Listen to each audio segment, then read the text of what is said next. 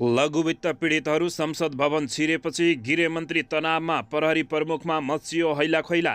संसदमा आन्दोलनकारी प्रवेश गरेपछि 2 दर्जन प्रहरीको जिम्मेवारी खोसियो। संसद भवन परिसरबाट 49 जना लघुवित्तीय पीडितहरू पक्राउ। नेताहरूको होसचेत उड्यो। बालकुमारी घटनामा जाँचबुझ आयोगको प्रतिवेदन अध्ययन गर्न सरकारले बनायो अर्को समिति। 5,500 मिटर ब्याज पीडितलाई न्याय दिने काम भइरहेको गृहमन्त्री नारायण काजी श्रेष्ठको टिप्पणी। इलाम क्षेत्र नम्बर 2 मा उपनिर्वाचनको कार्यतालिका सार्वजनिक चैत 24 गते उम्मेदवारी दर्ता दिनुपर्ने। माओवादीले राष्ट्रिय सभाको अध्यक्ष नछाड्ने जनार्दन शर्माको दावी। इलाम क्षेत्र नम्बर 2 उपनिर्वाचनका लागि तातियो राष्ट्रिय स्वतन्त्र पार्टी सहमहामन्त्री बुर्लाकोटीलाई पठाउने गर्यो घोषणा। बालकुमारी घटना जाँचबुझ आयोगको प्रतिवेदन अध्ययन गर्ने जिम्मा 2 मन्त्रीलाई। ए ग्रेडका क्रिकेट खेलाडीहरूलाई अब मासिक 1 लाख रुपियाँ हुने तलब। राष्ट्रिय सभा अध्यक्षमा माओवादीको दाबी रहन्छ, सहमति भएको थाहा छैन भन्दै माओवादी केन्द्रका नेताहरूको टिप्पणी। सुन तस्करी जाँचबुझ आयोगको म्याद फागुन मसान्तसम्म थप गर्ने सरकारको निर्णय। मगर दिवसमा पाल्पाका सबै 10 र प्युठानका 4 पालिकामा सार्वजनिक बिदा हुने। क्रान्तिकारी कम्युनिस्ट पार्टीका नेता धर्मेन्द्र बास्तोला सभारी ज्यान मुद्दामा दोषी ठहर, जेल सजाय हुने। बाराको निजगढ स्थित रोहित वर्कसपमा विस्फोट हुँदा 1 जनाको मृत्यु, 5 जना घाइते। प्रहरीले भिरकिटी मण्डपबाट हटाउन खोजेपछि सरकार र मिटर ब्याज पीडितहरूको वार्ता बिथोलियो। रवि लामिछानेप्रति गगन थापाको टिप्पणी। सहकारी ठग्नेलाई घर पठाइदेऊ, यहाँ नबसालौँ। विवादित मन्त्रीहरूलाई रवि लामिछानेको प्रश्न आरोप लागेपछि संसदमा उभिएर जवाब दिन केले रोकेको छ। आगामी आर्थिक वर्षको बजेटका सिद्धान्त र प्राथमिकता संसदमा पेश। नेपाली बैंक डुब्ने अवस्था छैन, कुनै हालतमा पनि डुब्नै दिँदैनौँ भन्दै गभर्नर महाप्रसाद अधिकारीको टिप्पणी। अर्थ र कृषि मन्त्रीलाई बोलाएर प्रधानमन्त्रीले भने किसानहरूको दुधको भुक्तानी तुरुन्तै दिनुहोस्। ललिता निवासमा डोजर चलाउने महानगरपालिकाको हतारोमा अदालत बन्यो तगारो। अदालतले रोक्यो पूर्व मुख्यमन्त्री साईलाई सुविधा दिने कर्णाली सरकारको निर्णय। र इन्टरनेसनल मेयर अवार्ड थाप्न रेणु दाहाल बेलायत जाँदै, मन्त्री परिषदले पनि दियो अनुमति। अब हेर्नुहोस् पुरा समाचार।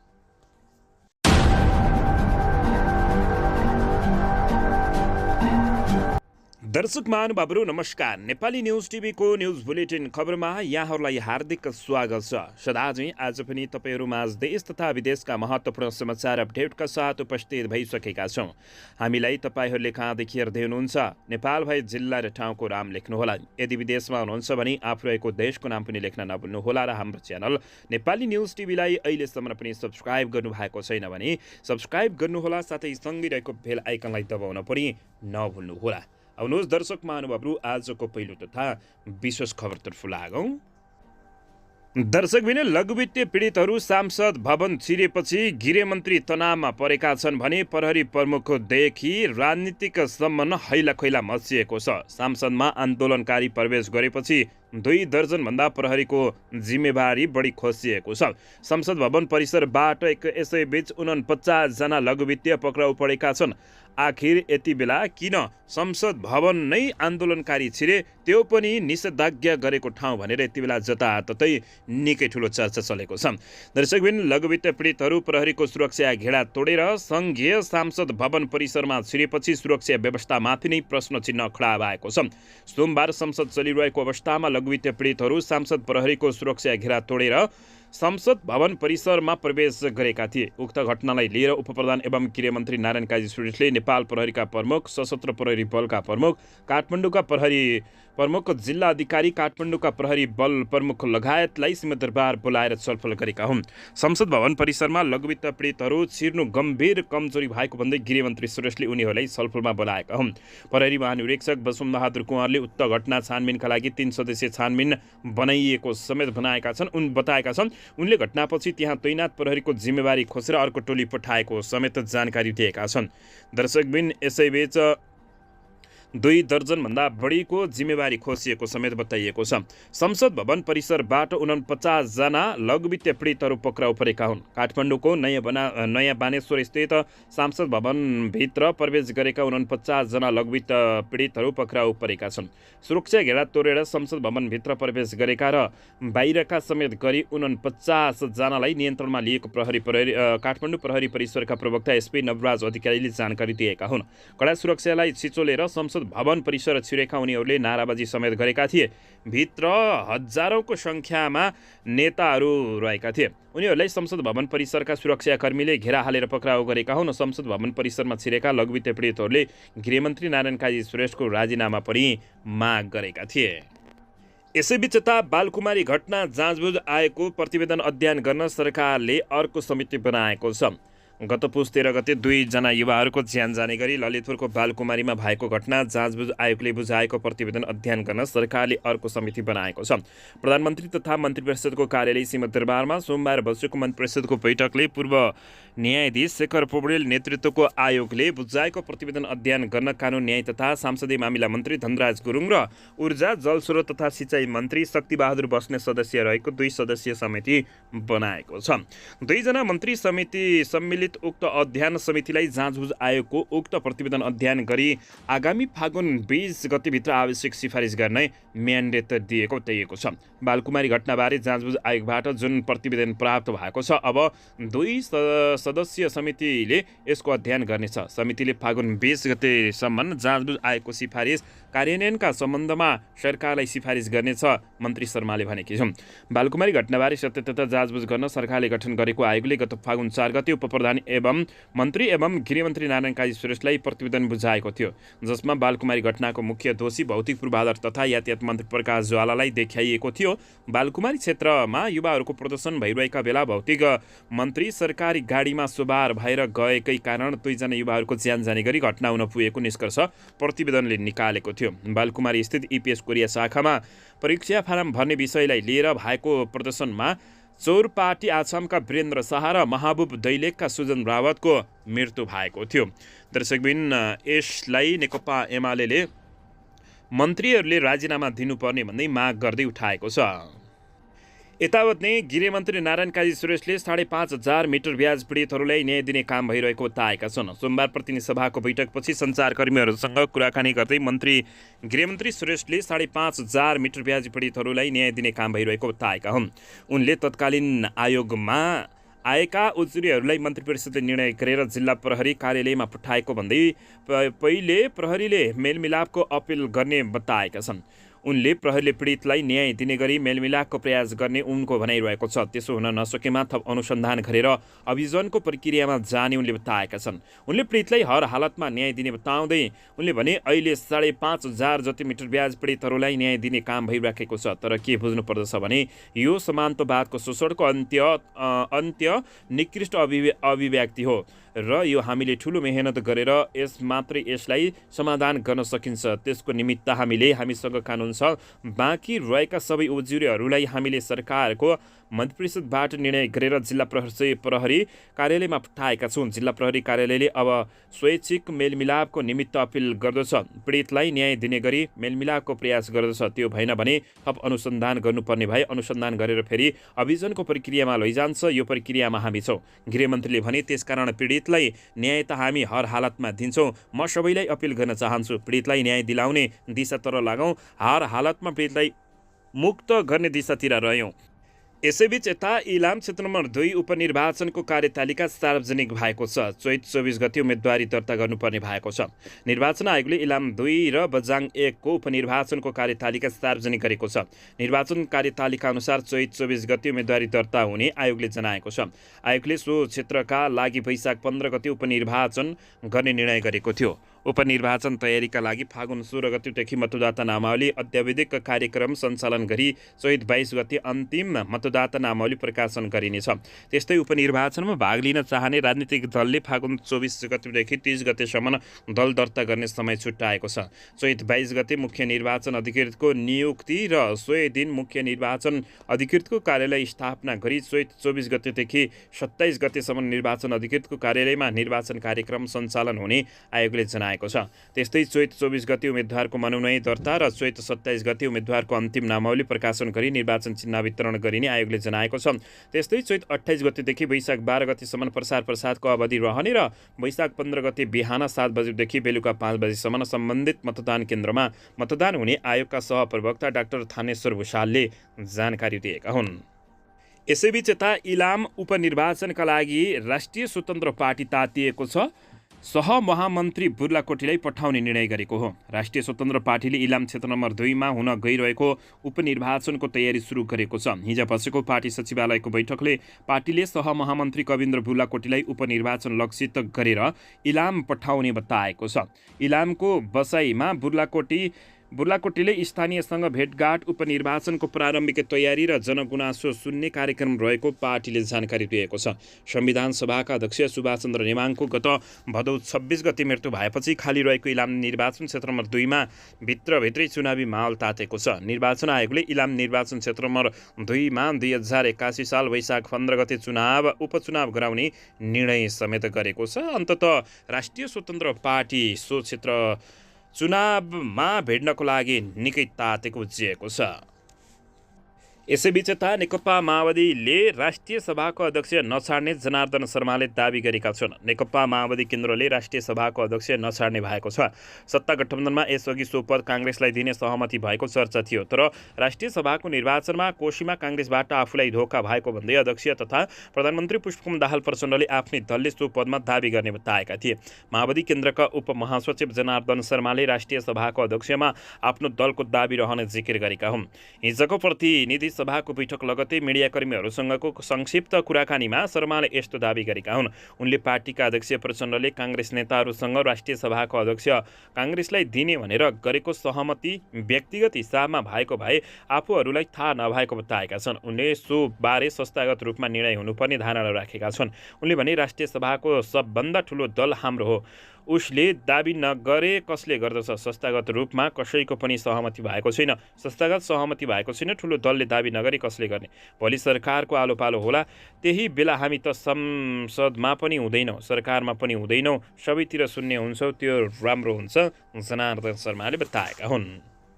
यता भने सुन तस्करी जाँचबुझ आयोगको म्याद फागुन मसान्तसम्म थप गर्ने सरकारले निर्णय गरेको छ। सरकारले सुनको अवैध पैठरी तस्करी नियन्त्रण सम्बन्धी जाँचबुझ आयोगको म्याद फागुन मसान्तसम्म थप गर्ने निर्णय गरेको हो। हिजो बसेको मन्त्री परिषदको बैठकले फागुन 16 गतेदेखि लागू हुने गरी 15 दिन म्याद थप गर्ने निर्णय गरेको सरकारकी प्रवक्ता सूचना एवं सञ्चार मन्त्री रेखा शर्माले जनाएका छन्। यसैबीच गत साउन 3 गते काठमाडौँको सिन्हा मङ्गलबाट बरामद भएको 61 किलो सुन र त्यसपछि विभिन्न समयमा बरामद भएका सुन प्रकरणको छानबिन गर्न गठित समितिले हिजो 15 दिन समय थप गर्ने माग गरेको थियो।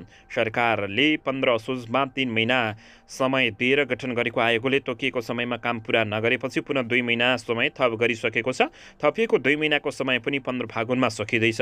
आयोगका अध्यक्ष दिलीपराज आचार्यले प्रतिवेदन लेखनलाई अन्तिम रूप दिन अझै समय लाग्ने भन्दै 15 दिन म्याद थप गर्ने सिफारिस गरिएको बताएका छन्। यसर्थ यही फागुन मसान्तभित्र प्रतिवेदन प्रस्तुत गर्ने गरी अवधि थप हुन अनुरोध गरी गृह मन्त्रालय मार्फत नेपाल सरकार मन्त्री परिषद समक्ष अनुरोध गरिएको बेहोरा सबैमा जानकारी गराइन्छ उनीहरूले बताएका थिए। यसैबीच यता क्रान्तिकारी कम्युनिस्ट पार्टीका नेता धर्मेन्द्र बास्तोला सवारी ज्यान मुद्दामा दोषी ठहर भएका छन्। क्रान्तिकारी कम्युनिस्ट पार्टीका नेता धर्मेन्द्र बास्तोला सवारी ज्यान मुद्दामा दोषी ठहर भएका हुन्। दाङ जिल्ला अदालतका न्यायाधीश मनोज कुमार श्रीवास्तवको इजलासले दोषी ठहर गर्दै फैसला गरेको हो। आइतबार फैसला सुनाएको अदालतले बास्तोलाले 1 वर्ष कैद सजाय तोकेको छ। पूर्व पश्चिम राजमार्ग अन्तर्गत दाङको राप्ती गाउँपालिका 5 सिङ्गे नजिकै बास्तोलाले चलाएको 97198 नम्बरको गाडीले मोटरसाइकललाई ठक्कर दिँदा दाङको राप्ती गाउँपालिका 5 का 29 वर्षीय वसन्तराम चौधरीको मृत्यु भएको थियो। सोही मुद्दामा उनी दोषी ठहर भएको जानकारी प्राप्त भएको छ। दर्शकबिन अन्ततः क्रान्तिकारी कम्युनिस्ट पार्टीका नेता धर्मेन्द्र बास्तोला सवारी ज्यान मुद्दामा दोषी ठहर भएका हुन्। यसैबीच यता अर्थ र कृषि मन्त्रीहरूलाई बोलाएर प्रधानमन्त्री प्रचण्डले किसानहरूको दुधको भुक्तानी तुरुन्तै दिन निर्देशन दिएका छन्। दुग्ध विकास संस्थानले दुध खरिद गरे बापत किसानहरूलाई दिनुपर्ने भुक्तानी तुरुन्त दिन प्रधानमन्त्री प्रचण्डले निर्देशन दिएका हुन्। सोमबार दिउँसो प्रधानमन्त्री तथा मन्त्रीपरिषदको कार्यालय सिंहदरबारमा अर्थमन्त्री डाक्टर प्रकाश शरण महत, कृषि मन्त्री डाक्टर बेदुराम भुषाल र नेपाल सरकारका प्रवक्ता मुख्य सचिव डाक्टर वैकुण्ठ अर्याललाई बोलाएर दुग्ध किसानहरूको दुधको भुक्तानी तुरुन्तै दिन प्रधानमन्त्रीले निर्देशन दिएको बताइएको छ। सो क्रममा प्रधानमन्त्रीले निजी क्षेत्रबाट किसानहरूले पाउनुपर्ने भुक्तानी तुरुन्त असुली गर्न र भुक्तानी नदिए कारबाहीको प्रक्रिया अगाडि बढाउन निर्देशन दिएका हुन्। प्रधानमन्त्रीले भने किसानहरूले महिनौसम्म दुधको भुक्तानी नपाउनुको कारण के हो, यसलाई गम्भीरतापूर्वक लिनुहोस्। निजी क्षेत्रबाट किसानहरूलाई भुक्तानी दिनुपर्ने रकमका लागि तत्काल सहजीकरण गर्न समेत प्रधानमन्त्री पुष्पकमल दाहाल प्रचण्डले निर्देशन दिएका हुन्। यसैबीच यता ललिता निवासमा डोजर चलाउने महानगरपालिकाको हतारमा अदालत तगारो बनेको छ। काठमाडौँ महानगरपालिका तथा प्रहरी प्रमुख राजुनाथ पाण्डेले भने 7 दिनको मिति नागेको भोलिपल्ट ललिता निवासमा डोजर चलाउने तयारी थियो। सरकारी जग्गामा बनेका संरचना भत्काएर महानगरमा तहत ल्याउने जिम्मेवारी हाम्रो हो, उनले बताएका थिए। तर यता बालुवाटार स्थित ललिता निवासमा रहेका केही संरचनामा डोजर चलाउने काठमाडौँ महानगरपालिकाको तयारी अदालतले रोकिदिएको छ। उच्च अदालत पाटनले ललिता निवासको जग्गा खाली गराउने निर्णय तत्काल कार्यान्वयन नगर्न काठमाडौँ महानगरपालिकाका नाममा अन्तरिम आदेश जारी गरेसँगै डोजर चलाउने तयारी रोकिएको छ। आइतबार र सोमबार उच्च अदालतको फरक इजलासले ललिता निवासको जग्गा तत्काल खाली गराउन काठमाडौँ महानगरपालिकाले प्रकाशन गरेको सूचना कार्यान्वयन नगर्न अन्तरिम आदेश दिएको हो। सोमबार गैर आवासीय नेपाली सङ्घ महानगरपालिकाको सूचना विरुद्ध उच्च अदालत पुगेको थियो। न्यायाधीश पुरुषोत्तम प्रसाद ढकालको इजलासले अन्तरिम आदेश जारी गरेको हो। उच्च अदालतले आइतबार पनि यही विषयमा 4 मुद्दामा अन्तरिम आदेश जारी गरेको थियो।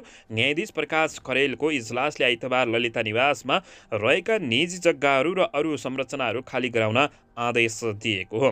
विशेष अदालतले 2 साता अघि ललिता निवास जग्गा गैरकानुनी रूपमा व्यक्तिगत नाममा दर्ता गरेको ठहरसहित जग्गा सरकारी हुने फैसला गरेको थियो। फैसला लगत्तै महानगरपालिकाले ललिता निवास क्षेत्रमा घर बनाएर बसेका जग्गा घर धनीहरूलाई घर खाली गर्न र संरचना हटाउन सूचना निकालेको थियो। महानगरपालिकाको सूचना विरुद्ध सानो छोरी वज्राचार्य सरिता मानन्धर लगायतले अदालत पुगेका थिए। न्यायाधीश खरेलको इजलासले ती छुट्टा-छुट्टै मुद्दामा अन्तरिम आदेश जारी गरेको हो। यता भनी अदालतले पूर्व मुख्यमन्त्री शाहीलाई सुविधा दिने कर्णाली सरकारको निर्णय रोकिदिएको छ। कर्णाली प्रदेश सरकारले पूर्व मुख्यमन्त्री जीवनबहादुर शाहीलाई उपलब्ध गराएको सेवा सुविधा उच्च अदालत सुर्खेतले रोकिदिएको छ। प्रदेश सरकारले 25 पुसमा शाहीलाई प्रदेश सभा सदस्य रोहमझेल प्राप्त गर्ने सुविधामा दोहोरो नपर्ने गरी यातायात सुविधा बाबत गाडी 1 हुलका सवारी चालक 1 गाडी मर्मत खर्च वार्षिक बढीमा 1,50,000 सेवा सुविधा उपलब्ध गराउने निर्णय गरेको थियो। सो सुविधा आन्तरिक मामिला तथा कानुन मन्त्रालयबाट उपलब्ध गराउने व्यवस्था गरिएको थियो। त्यस्तै मुख्यमन्त्री तथा मन्त्री परिषदको कार्यालयले मासिक 200 लिटर इन्धन उपलब्ध गराउने निर्णय गरेको थियो भने प्रदेश सरकारले यस्तो निर्णय गरेकोमा उक्त निर्णय विरुद्ध अधिवक्ता खगेन्द्र खनालले दायर गरेको रिट निवेदन उप सुनवाई गर्दै उच्च अदालत सुर्खेतले तत्कालका लागि सुविधा प्रक्रिया अगाडि नबढाउन अन्तरिम आदेश दिएको हो। नेताहरूलाई सुविधा किन दिने भनेर यति बेला बाहिर पनि चर्को आलोचना भएको थियो। पूर्व मन्त्री भए पनि उनीहरूलाई सुविधा दिन हुँदैन भन्दै आम नागरिकले यस विरुद्ध आवाज समेत उठाएको बताइएको छ। यसैबीच यता भरतपुर महानगरपालिकाकी मेयर रेणु दाहाल अवार्ड थाप्न लन्डन जाने भएकी छिन्। इन्टरनेसनल मेयर अवार्ड थाप्न रेणु दाहाल बेलायत जाने भएका छिन्। उता मन्त्री परिषदले अनुमति दिएको छ। हिजो बसेको सङ्घीय मन्त्री परिषद बैठकले मेयर दाहालको भ्रमण प्रस्ताव स्वीकृत गरेको छ। बेलायत सरकारले प्रदान गर्ने इन्टरनेसनल मेयर अवार्ड ग्रहण गर्न उनी जान लागेकी हुन्। बेलायती तल्लो सदन हाउस अफ कमन्समा मार्च 7 मा आयोजना हुने अवार्ड समारोहमा मेयर दाहाल सहभागी हुने कार्यक्रम छ। सचिवालयका अनुसार मेयर दाहाल मार्च 4 तारिक बेलुका लन्डन पुग्ने र मार्च 12 मा नेपाल फर्किने छन्। भरतपुरमा दाहालले गरेको कामको कदर स्वरूप यो अवार्ड पाइएको सचिवालयले दावी गरेको छ। मार्च 6 मा लन्डन दूतावासमा भिजिट भरतपुर 2024 अभियानमा केन्द्रित कार्यक्रममा उनले भाग लिनेछिन्। मार्च 8 तारिक बेलायत स्थित माओवादी कार्यकर्ता एवं नेपाली समुदायका प्रतिनिधिसँग छुट्टा-छुट्टै भेट गर्ने कार्यक्रम उनको तय रहेको जानकारी प्राप्त भएको छ। दर्शकले यसबारे तपाईहरूले के भन्न चाहनुहुन्छ प्रतिक्रिया दिन नभुल्नुहोला। दर्शकबिन नेपालको सांसदमा अचम्मको दृश्य देखिएको छ। भ्रष्ट मन्त्रीलाई कारबाही गर भन्दै सांसदमा नाराबाजी भएपछि बैठक रोकिएको हो। प्रमुख प्रतिपक्षी दल नेकपा एमालेका सांसदहरूले सोमबार प्रतिनिधि सभाको बैठकमा नाराबाजी गरेका छन्। विवादित मन्त्रीलाई बर्खास्त गर्नुपर्ने माग सम्बोधन नगरिएको भन्दै नाराबाजी गरिएको हो। भ्रष्ट मन्त्रीलाई कारबाही गर भन्दै उनीहरूले नाराबाजी गरेका थिए। नेकपा एमाले सांसदको निरन्तरको नाराबाजीपछि सभामुख देवराज घिमिरेले बैठकलाई स्थगित गर्न परेको थियो। यता भने आगामी आर्थिक वर्षको बजेटका सिद्धान्त तथा प्राथमिकता सांसदमा पेश भएका छन्। सांसदमा आगामी आर्थिक वर्षको बजेटका सिद्धान्त र प्राथमिकता पेश भएको छ। प्रतिनिधि सभाको सोमबारको बैठकमा अर्थमन्त्री डाक्टर प्रकाश शरण महतोले आर्थिक वर्ष 2081-82 को बजेटका सिद्धान्त र प्राथमिकता प्रस्तुत गरेका हुन्। आजको बैठकमा अर्थमन्त्री महतोले बजेटका प्राथमिकता र सिद्धान्तमाथि छलफल गरियोस् भनी प्रस्ताव पेश गरेका हुन्। सांसदहरूबाट प्राप्त सुझावलाई बजेटमा समेट्नका लागि 3 महिना अघि नै छलफल थाल्ने गरी आज संसदमा पेश गरिएको हो। बजेटको सिद्धान्त र प्राथमिकता प्रस्तुत गर्दै अर्थमन्त्री महतोले मुलुकको अर्थतन्त्र लयमा फर्किँदै गएको भए पनि चुनौतीपूर्ण अझै रहेको समेत टिप्पणी गरेका छन्। अर्थतन्त्र सकारात्मक दिशामा छ, राजस्व वृद्धि दर 10% भएको अर्थमन्त्री प्रकाश शरण महतोले बताएका हुन्। अर्थमन्त्री डाक्टर प्रकाश शरण महतोले मुलुकको अर्थतन्त्र क्रमशः सकारात्मक दिशातर्फ अगाडि भएको बताएका थिए। सोमबार प्रतिनिधि सभाको बैठकमा आर्थिक वर्ष 2081-82 को लागि विनियोजन विधेयकको सिद्धान्त र प्राथमिकतामाथि छलफल गरियोस् भन्ने प्रस्ताव प्रस्तुत गर्दै उनले सो दावी गरेका हुन्। अर्थमन्त्री महतोले लगानी अनुकूल वातावरण सिर्जना गर्न गरिएको प्रक्रियागत सरलीकरण, निजी क्षेत्रसँगको निरन्तर संवाद, पुँजीगत खर्चको प्रभावकारिताका लागि गरिएको निरन्तर पहल, मौद्रिक नीतिमा पछिल्लो समय अपनाइरहेको केही लचकता एवं वित्त नीति र मौद्रिक नीति बीच तालमेल गर्न गरिएको प्रयासबाट अर्थतन्त्र क्रमशः सकारात्मक दिशातर्फ अगाडि बढ्न सफल भएको उनले स्पष्ट पारेका छन्। उनले विद्युत उत्पादन र पर्यटन आगमन वृद्धि हुनुका साथै विदेशी लगानी बढ्नुले अर्थतन्त्रमा सकारात्मक योगदान पुगेको समेत उल्लेख गरेका छन्। अर्थमन्त्री महतोले बाह्य क्षेत्रतर्फ चालु खर्च, शोधान्त र बचतको अवस्था र विदेशी विनिमयको पर्याप्त सञ्चितले आर्थिक क्रियाकलापका लागि अनुकूल वातावरण सिर्जना गरेको समेत बताएका हुन्। राजस्व सङ्कलन लक्ष्य अनुरूप नभए पनि वृद्धि दर करिब 10% रहेको र आउने दिनमा थप वृद्धि हुने अनुमान गरेको उनले बताएका छन्। अर्थमन्त्री महतोले बैंकिङ क्षेत्रतर्फ पर्याप्त तरलता, ब्याज दर एकल बिन्दुतर्फ झर्ने क्रममा रहेको तथा निक्षेप र कर्जा प्रवाह क्रमशः वृद्धि भएको समेत बताएका हुन्। दर्शकबिन यता भने लघुवित्त पीडित सांसद भवनभित्र प्रवेश गरेपछि नेताहरूको होसचेत उडेको छ। सङ्घीय सदनको दुवै सदनका बैठक चलिरहेका बेला आन्दोलनरत लघुवित्त पीडित संसद भवन परिसर प्रवेश गरेका छन्। विभिन्न मागसहित काठमाडौँ आएका पीडितहरू सोमबार बानेश्वर चोकबाट संसद भवन परिसर प्रवेश गरेका हुन्। लामो समयदेखि आन्दोलन गर्दै आए तापनि सरकारले माग सम्बोधन नगरेपछि पीडितहरू बैठक चलिरहेकै बेला संसद भवन परिसरमा छिरेर प्रदर्शन गरेका हुन्। क्रममा प्रदर्शनकारी र सुरक्षाकर्मी बीच धकेल भएको थियो। सामान्य अवस्थामा समेत पास लिएर छिर्नुपर्ने स्थानमा जबरजस्ती छिरेर प्रदर्शन गरेपछि केही व्यक्तिहरूलाई प्रहरीले पक्राउ गरेको छ। माइतीघर बानेश्वर आसपासका क्षेत्र प्रदर्शन गर्न निषेध गरिए तापनि लघुवित्तीय पीडितहरू उक्त क्षेत्र हुँदै संसद भवन परिसर प्रवेश गरेपछि दर्शक महानुभावहरू नेताहरूको होसचेत उडेको छ। यसैबीच संसद परिसरमै लघुवित्तीय ऋणीहरूको विरोध प्रदर्शन भएपछि यति बेला नेताहरूले ठुलो भित्र हेरेर बसिरहेको समेत कतिपयले बताएका छन्। लघुवित्तीय ऋणीहरूले संसद भवन परिसर प्रवेश गरेर विरोध जनाएपछि यति बेला सुरक्षामाथि समेत चुनौती आएको छ। सोमबार नयाँ बानेश्वर स्थित संसद भवनमा बैठक सञ्चालन भइरहेको बेलामा लघुवित्तीय ऋणीहरूले परिसरमै पुगेर नाराबाजी गरेका थिए। लघुवित्तको ऋण तिर्न नसकेर समस्या परेका र पैदल हिँडेर काठमाडौँ आन्दोलन गर्न आएका ऋणीहरू सोमबार संसद भवन परिसरभित्रै प्रवेश गरी प्रदर्शन गरेका हुन्। सरकारले सङ्घीय सांसद वरपरको क्षेत्रलाई निषेधित क्षेत्र तोकेर प्रदर्शन गर्न निषेध गरेको छ, तर लघुवित्तीय ऋणीहरूले निषेधित क्षेत्र तोडेर प्रदर्शन गरेसँगै केही प्रदर्शनकारीहरू पक्राउ परेका छन्। आफूहरू मर्न र मार्न तयार भएको समेत उनीहरूले चेतावनी दिएका छन्। यसैबीच यता राष्ट्रिय स्वतन्त्र पार्टीका सभापति रवि लामिछानेप्रति कटाक्ष गर्दै गगन कुमार थापाले अख्तियारले डामेकादेखि सहकारी ठग्ने र 2-4 थान नागरिकता राख्ने सबैलाई घर पठाइदिन आग्रह गरेका छन्। नेपाली काङ्ग्रेसका महामन्त्री गगन थापाले सांसदमा सत्ता र प्रतिपक्ष बीच चलिरहेको दोहोरीले सांसद राम्ररी चल्न नसकेको बताएका छन्। सोमबार प्रतिनिधि सभाको दोस्रो बैठकमा बोल्दै गगन थापाले यही पाराले सांसद चल्न नसक्ने भन्दै अख्तियारले डामेका र आयोगले पोलेका झण्डावालहरूलाई झण्डा छोपेर घर पठाउन उनले आग्रह गरेका छन्। उनले भने सांसदमा दोहोरी चलिरहेको छ, यही पाराले न सांसद राम्ररी चल्ने भयो, मूल विषय पनि छायामा पर्ने भयो। अब यसो गर्न लागौँ।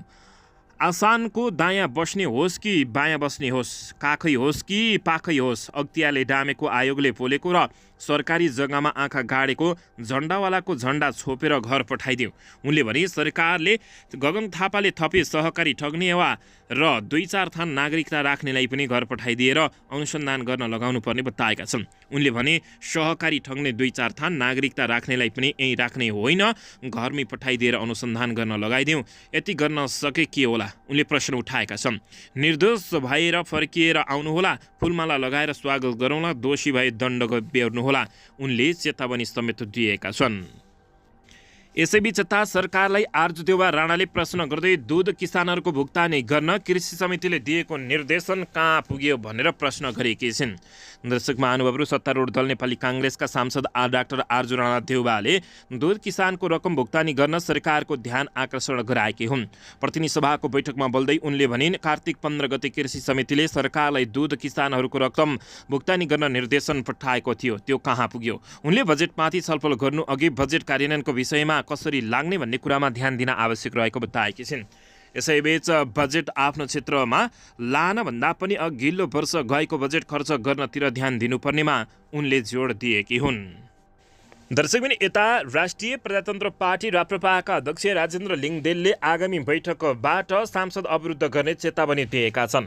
सोमबारको प्रतिनिधि सभाको बैठकमा आकस्मिक समय लिएर बोल्दै प्रतिनिधि सभा सदस्य समेत रहेका राजेन्द्र लिङदेलले सरकारले 3 विषयमा ठोस सम्बोधन नगरी आगामी बैठकबाट पार्टीले सांसद बैठक अवरुद्ध गर्ने चेतावनी दिएका छन्।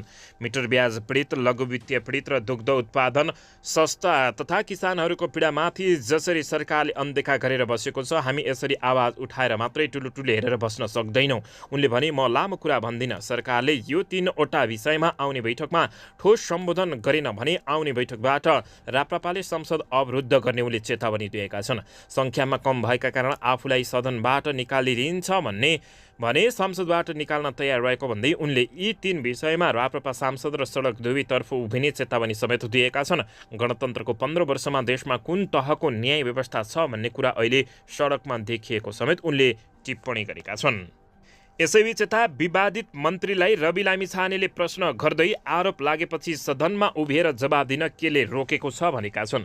राष्ट्रिय स्वतन्त्र पार्टीका सभापति रवि लामिछानेले आफूमाथि आरोप लागिसकेपछि मन्त्रीहरूलाई सांसदमा उभिएर जवाब दिन केले रोक्यो भन्दै प्रश्न गरेका हुन्। प्रतिनिधि सभाको बैठकमा बोल्दै सभामुखबाट रुलिङ भइसके पनि सरकारले जवाब नदिएको प्रति उनले असन्तुष्टि जनाएका छन्। उनले भने, सांसदलाई आरोप प्रत्यारोपको क्षेत्र किन बनाइँदैछ?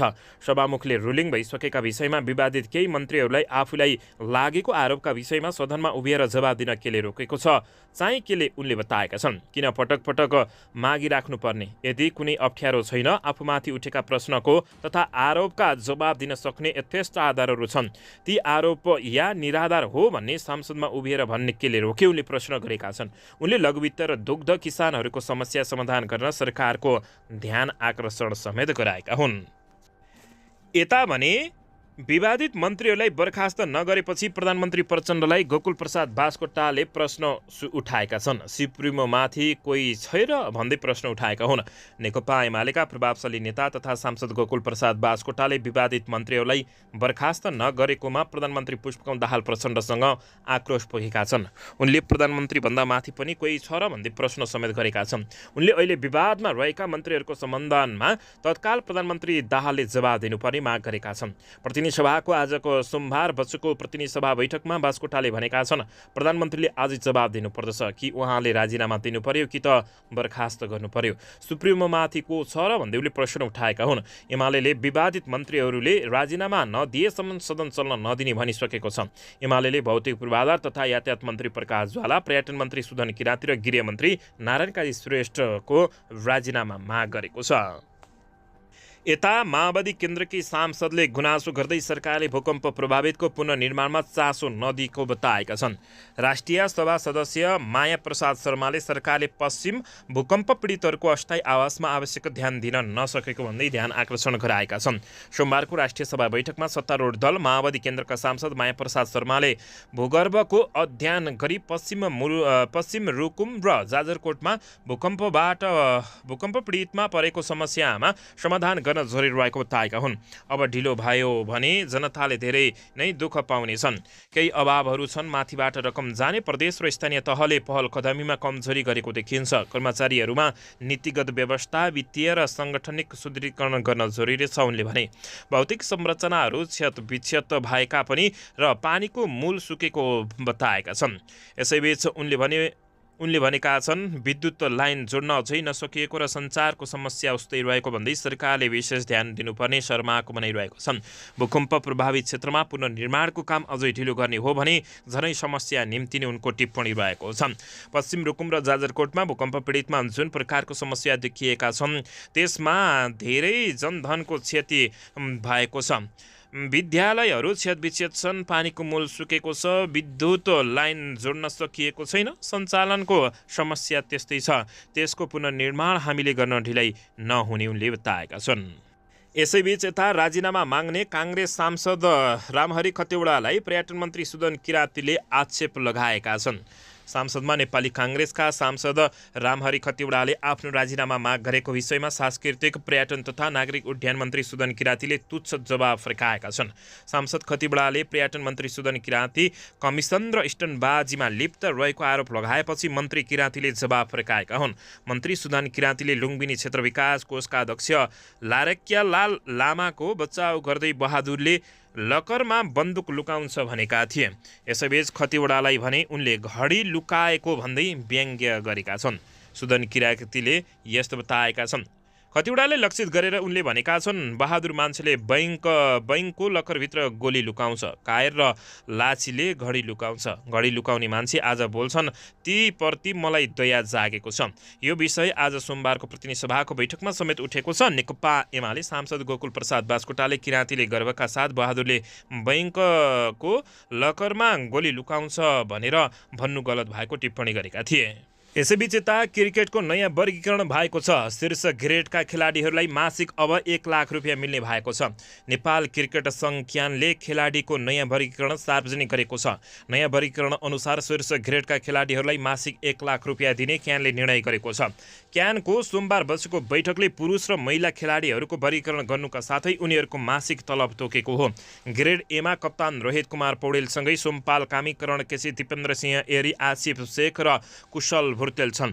ग्रेड बीमा कुशल मल्ल, गुलसन झा, भीम सार्की, ललित नारायण राजवंशी, आरिफ शेख र अविनाश बोहरा छन्। उनीहरूले मासिक 70,000 पाउनेछन्। ग्रेड सीमा विनोद भण्डारी, अर्जुन साउद, सन्दीप जोरा र प्रतीश जेसी परेका छन्। उनीहरूलाई मासिक 55,000 प्रदान गरिनेछ। पवन सरफराज, सागर ढकाल, अनिल शाह, विवेक कुमार यादव, आकाश चन्द्र, बसिर अहमद र सूर्य तामाङ ग्रेड डीमा परेका छन्। डीलाई मासिक 35,000 दिइनेछ। नेपाल क्रिकेट सङ्घले इमर्जिङ क्याटेगोरी पनि बनाएको छ, जसमा दिपेश कणेल, कोशी रूपेश सिंह मधेश रिजन ढकाल बागमती, विपिन खत्री गण्डकी, देव खनाल लुम्बिनी, अर्जुन घरती कर्णाली र हेमन्त धामी सुदूरपश्चिम छन्। इमर्जिङ क्याटेगोरीका लागि खेलाडीहरूलाई मासिक 25,000 तलब दिइनेछ। यो सँगै नेपाली तथा नेपालका खेलाडीहरू सबै खुसी भएका छन्।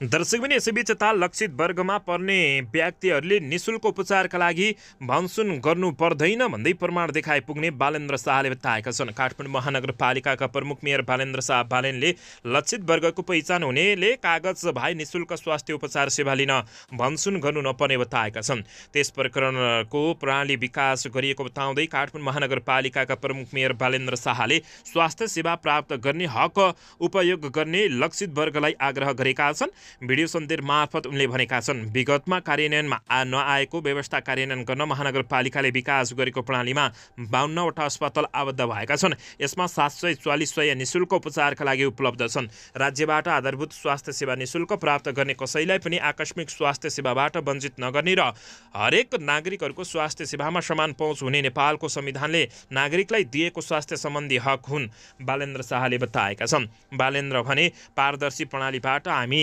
यसैको कार्यान्वयनमा छौँ। प्रमुख शाहले यसको गलत प्रयोग हुने अवस्थाप्रति सङ्केत गर्दै भनेका छन्, यदि कसैले झुटो विवरण पेश गरे, उपचार गरेको पाइए, उपचार गराउने बिरामी र उपचार गरिदिने अस्पताल दुवैले कारबाही हुने समेत काठमाडौँका मेयर बालेन्द्र शाह बालेनले चेतावनी दिएका छन्।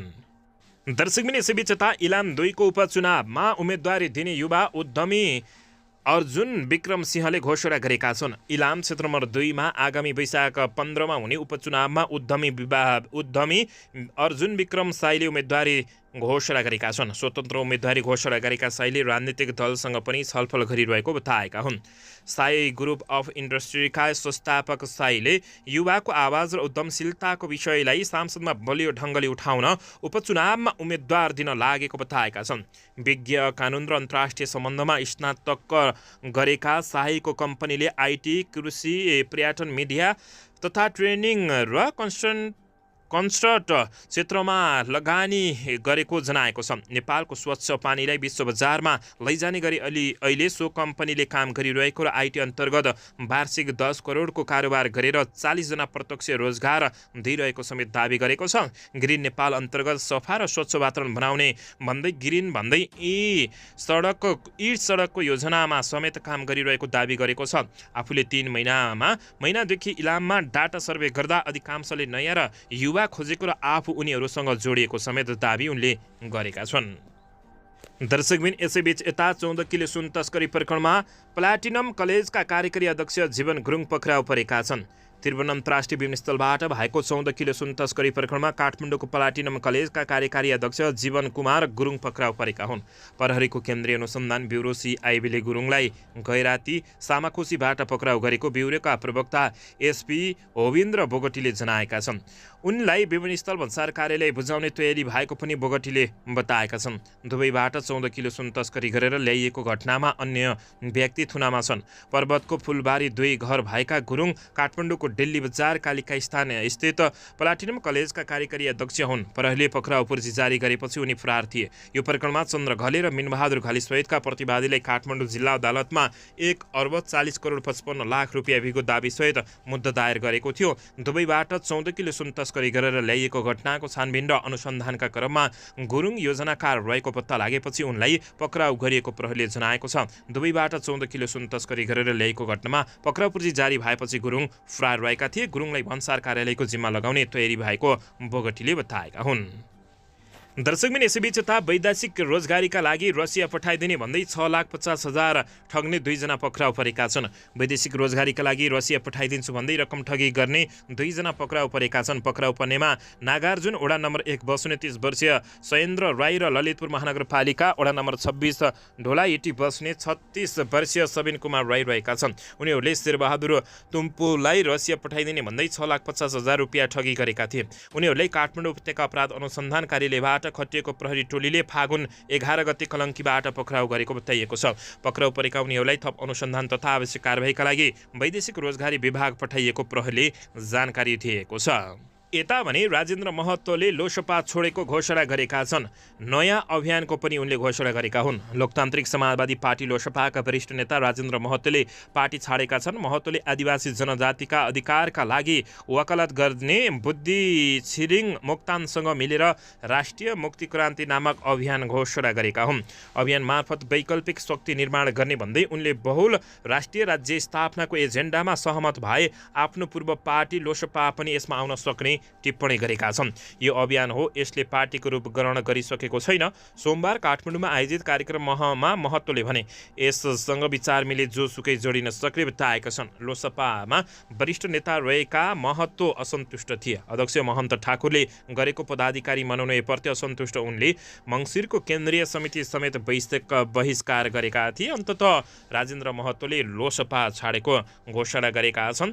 पछिल्लो समय नेताहरूले आफ्नो पावर दर्शक महानुभावहरू गुमाइसकेपछि विभिन्न खाले अभियान घोषणा गर्ने तथा नयाँ पार्टी लगायतका खोल्ने समेत नेपालमा प्रचलन चलिरहेको छ। यसबारे तपाईँहरूले के भन्न चाहनुहुन्छ? प्रतिक्रिया दिन नभुल्नुहोला।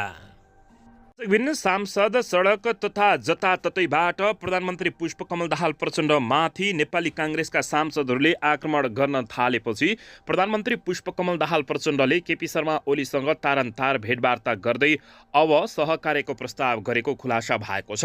प्रधानमन्त्री पुष्पकमल दाहाल प्रचण्ड र नेकपा एमाले अध्यक्ष केपी शर्मा ओलीको भेटघाट बालुवाटार र सिंहदरबारमा बाहिर पनि पटक पटक भएका छन्।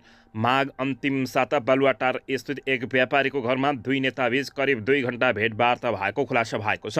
त्यसको चाँजोपाँजो मिलाउने जिम्मा माओवादीका तर्फबाट उपमहासचिव वर्षमान पुन अनन्त र एमालेका तर्फबाट सचिव रघुवीर महासोटले पाएका थिए। तर उनीहरू भने भेटघाटमा सामेल नभएको खुलासा भएको छ।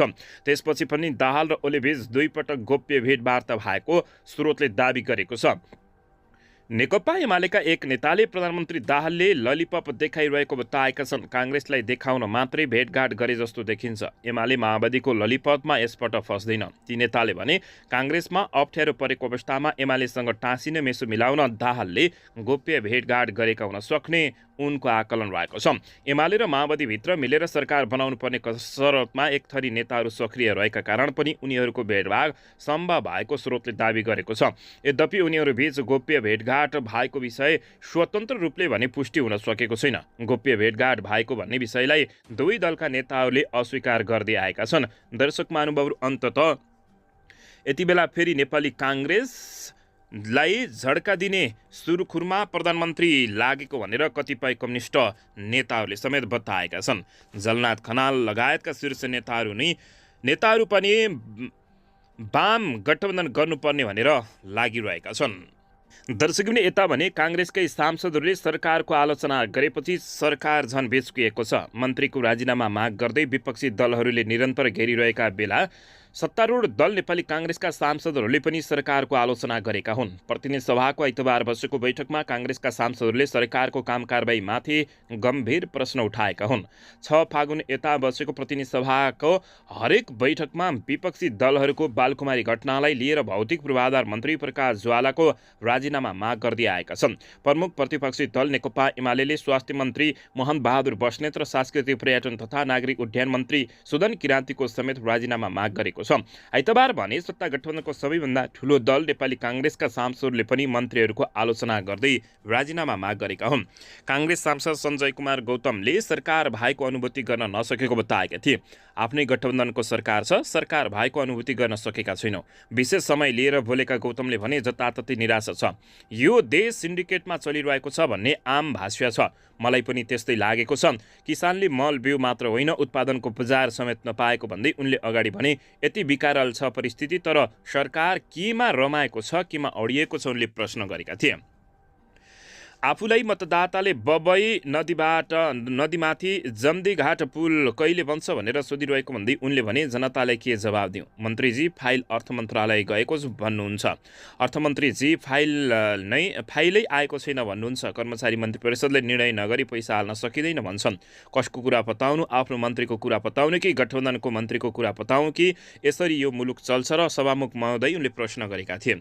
सांसद गौतम विकास निर्माणसँग सम्बन्धित 15 बुँदे माग राखेर पहिलो साता बर्दियामा अनसन समेत बसेका थिए। यो पुल 2074 सालमा भत्किएको थियो। बबई नदीमाथि बनेको जम्दीघाटको भत्किएको पुल मुनि टेन्ट टागेर अनसन बसेका गौतमले सारेको मागको पहिलो बुदामै जम्दीघाट पुल रहेको थियो। यता पर्यटन मन्त्रीमाथि फेरि प्रश्न उठेको छ। काङ्ग्रेसका सांसद सांसदहरू रामहरि खतिवडा, श्यामकुमार घिमिरे, सुनिल शर्मा लगायतले नेपाल वायु सेवा निगमको जहाज खरिद प्रक्रिया र राजनीतिक नियुक्तहरूलाई लिएर सांस्कृतिक पर्यटन तथा नागरिक उड्डयन मन्त्री सुदन किरातीमाथि गम्भीर प्रश्न उठाएका छन्। अहिले निगम 48 अर्ब घाटामा डुबेको छ। साहबको त के कुरै छोडौँ, 4 वर्षदेखि ब्याज तिर्न सकिरहेको छैन। वाइटबरी र न्याडोबरीको 34 अर्बको ब्याज तिर्न सकिएको छैन। मन्त्री सुदन किरातीको भूमिकामाथि सांसद खतिवडाले प्रश्न उठाएका थिए। मन्त्री सुदन किराती हवाई जहाजमा 18 करोड कमिसन खाने दाउमा छन् भन्दै उनले गम्भीर प्रश्न उठाएका छन्। यसैबीच नेपाली काङ्ग्रेसका सांसद रामहरि खतिवडाले सांस्कृतिक पर्यटन तथा नागरिक उड्डयन मन्त्री सुदन किरातीले सस्तो लोकप्रियताका लागि काम गरिरहेको समेत बताएका थिए। आइतबारको प्रतिनिधि सभाको बैठकमा उनले 300G जहाज किनेर 18 करोड रुपियाँ कमिसन खाने काममा मन्त्री सुदन किराती लागेको गम्भीर आरोप लगाएका थिए। यसैबीच उनले पर्यटन मन्त्रीले नेपाल एयरलाइन्सलाई के गर्न खोज्नु भएको हो भन्ने प्रश्न गरेका हुन्। उनले जहाज किन्न नसक्ने अवस्था रहेको बेलामा जहाज किन्नु कति जायज हो भन्ने प्रश्न सोधेका हुन्। उनले उत्पादन नै बन्द भइसकेका जहाज ल्याएर नेपाल एयरलाइन्सलाई कहाँ पुर्याउन खोजिएको छ भन्दै सरकारले गम्भीर ध्यान दिन यसमा आवश्यक रहेको बताएका थिए। पर्यटन मन्त्री नयाँ जहाज किन्नु पर्यो भनेर हिँडिरहनु भएको छ। ट्विन टायर क्यानाडाबाट 2-3वटा किन्ने अहिले निर्णय भएको छ। 300G भन्ने जहाज ल्याइँदैछ जुन अहिले प्रोडक्सनमा छैन, अर्थात् बनायौँ, अहिले त्यो उत्पादन बन्द भएको छ। उनले भने त्यसमा झन्डै 18 करोड नेपाली रकम कमिसन खाने खेलमा उनी लागेको भनेर उनले गम्भीर प्रश्न उठाएका छन्। आफ्नो मन्त्रालयको कार्यकक्ष सफा गर्ने क्यामेरा लिएर जाने र भिडियो हालिदिएपछि सबैभन्दा क्रान्तिकारी र राम्रो मन्त्री हुने हो भने देशमा कसरी हुन्छ विकास भन्दै उनले प्रश्न गरेका छन्।